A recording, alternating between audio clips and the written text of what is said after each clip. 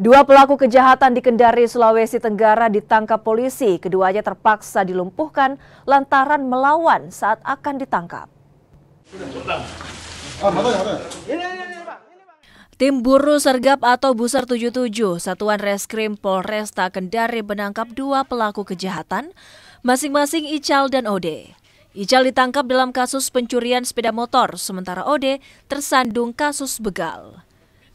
Kedua pelaku tindak kejahatan ini terpaksa dilumpuhkan lantaran melawan saat akan ditangkap.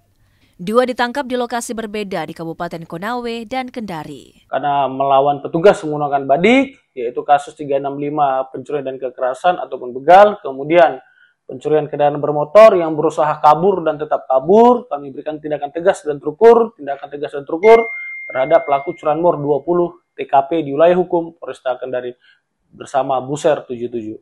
Kepada si tersangka OD, kita tersangkakan di pasal 365 KUHP, maksimal penjara 5 tahun. Kepada tersangka si inisial I atau Ical, kita tersangkakan di pasal 363 KUHP 5 tahun, tapi kami lapis dari residivis inkrah dari pengadilan, jadi berlapis. Kedua pelaku kini ditahan usai jalani perawatan medis di rumah sakit. Keduanya dijerat pasal berbeda dengan hukuman penjara 5 tahun. Tim Liputan Kompas TV Kendari, Sulawesi Tenggara.